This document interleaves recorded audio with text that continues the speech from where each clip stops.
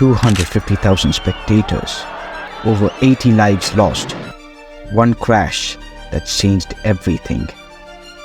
This is the story of the 1955 Le Mans disaster, motorsport's darkest chapter. The 24 Hours of Le Mans, the pinnacle of endurance racing, drew a staggering crowd filled with die-hard fans.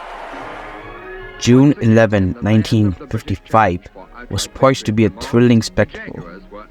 The Circuit de la Sarthe, with its 13.626 kilometer length, was packed with thousands of excited spectators, especially the Tribune Distance.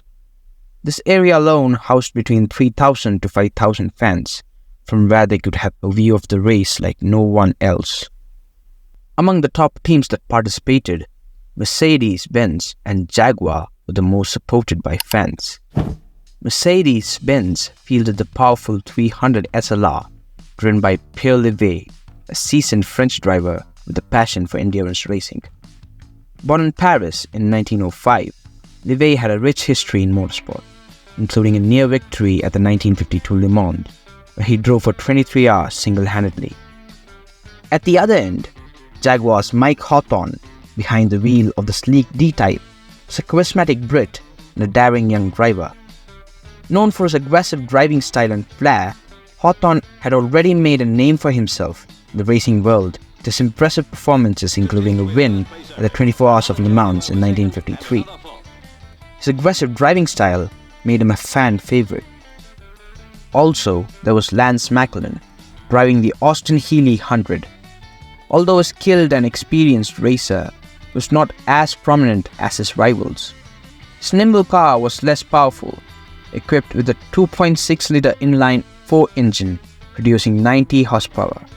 Another driver was also ready to taste his half of the asphalt. He was Juan Manuel Fangio, the racer widely regarded as one of the greatest of all time.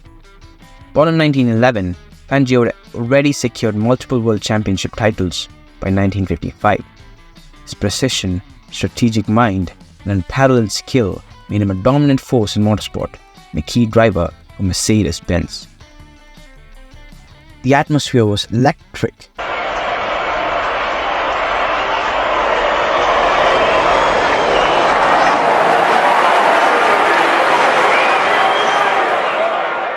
The stage was set for a fierce battle.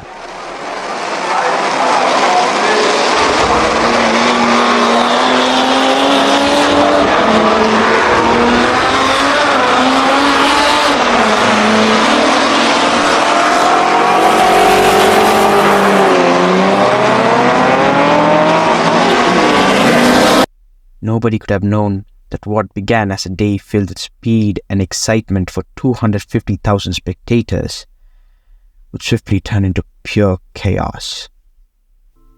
The race had been intense from the start, with cars pushing their limits on the treacherous track. By the third hour, around 6:26 p.m., the 35th lap was underway. The battle for the lead was fierce, with Mike Hawthorn's Jaguar D-Type in front, closely followed by Pierre Levegh's Mercedes-Benz 300 SLR. As Hawthorn approached the pit straight, he signaled to pit in for fuel stop.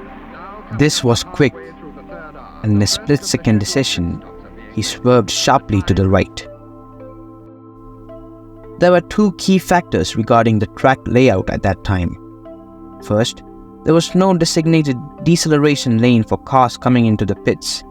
And second, before the main straight, there was a very slight right-hand kink in the road, just after which Hawthorn started braking. Macklin was following the Jaguar.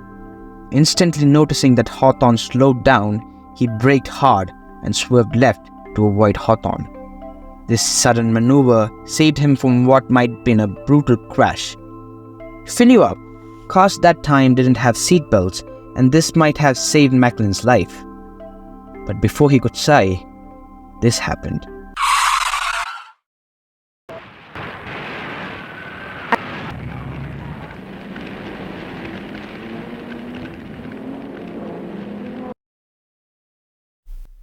This instant reaction of Macklin put him into the path of Pierre Levegh's Mercedes, which was closing in at over 200 km per hour.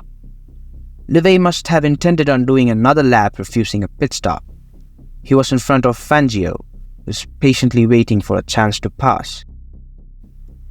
When Macklin swerved, Levegh had no time to evade, and with possibly his last action, he raised his hand, warning Fangio behind to slow down, thereby probably saving Fangio's life.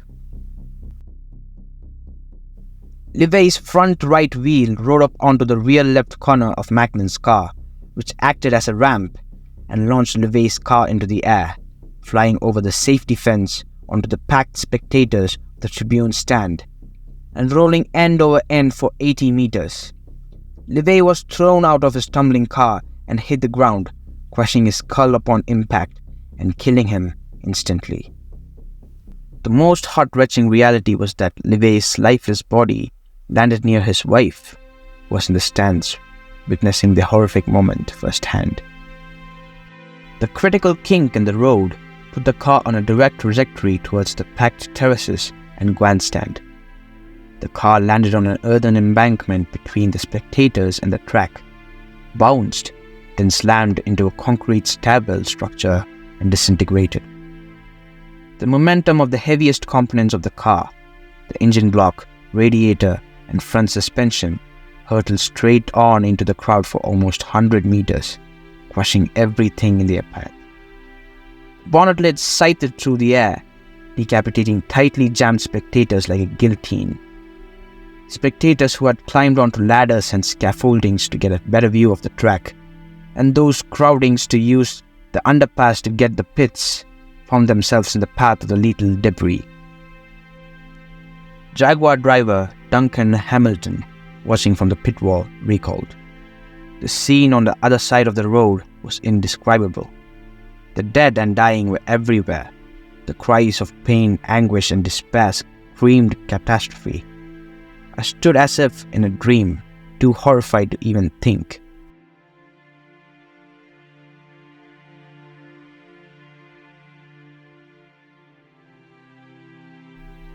When the rest of Levegh's car landed on the embankment, the rear-mounted fuel tank exploded. Fuel fire raised the temperature of the remaining electron bodywork past its ignition temperature, which was lower than that of other metal alloys due to its high magnesium content. Alloy burst into white-hot flames, showering the track and crowd with magnesium embers. Rescue workers, unfamiliar with magnesium fires, poured water onto the inferno, greatly intensifying the fire. As a result, the car burned for several hours. Meanwhile, Macklin's car, heavily damaged, rammed the left side barrier, then veered to the right of the track into the pit lane. Macklin survived the incident without serious injury, jumping out of the wreck and over the bank.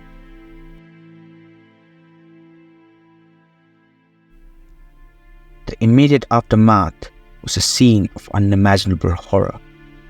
Emergency responders rushed in, but couldn't do much. The grandstand area was littered with debris and the lifeless bodies of spectators who had come to enjoy a day of racing. Over 180 confirmed people were injured, where 48 deaths were instantly confirmed. By the day ended, 83 spectators were announced to have lost their lives.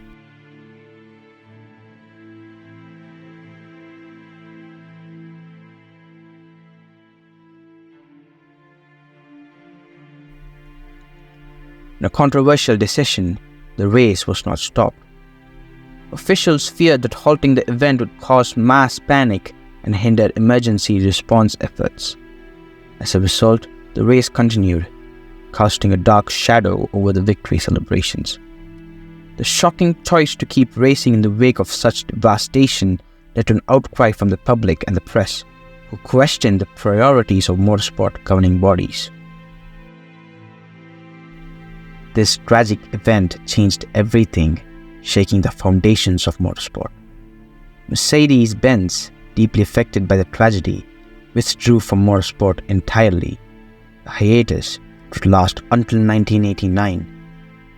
Several countries, including France, Switzerland, and Spain, imposed bans on motorsports until comprehensive safety reviews were completed. If you still struggle to get the gravity of that incident, note that Switzerland lifted its ban only on May 2022. In the days following the crash, investigations were launched to determine the cause and to ensure such a tragedy would never happen again.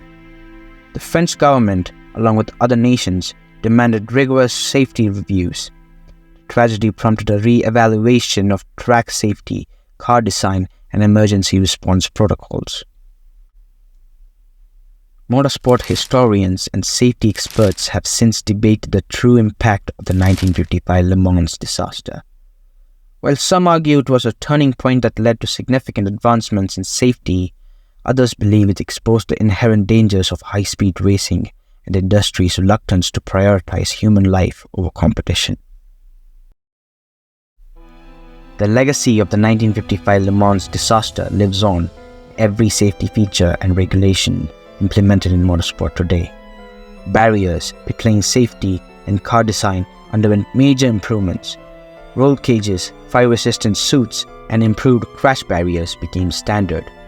One crucial safety innovation was the introduction of the deceleration lane, which separated cars slowing down for pit stops from the racing line, reducing the risks of accidents like these.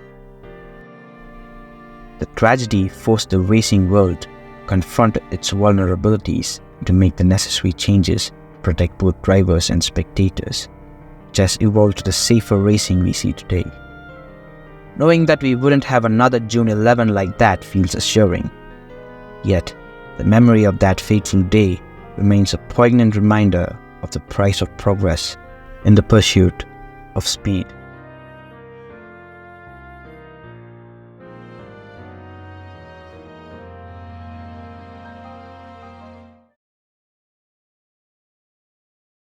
If you're still here, why not watch my other videos?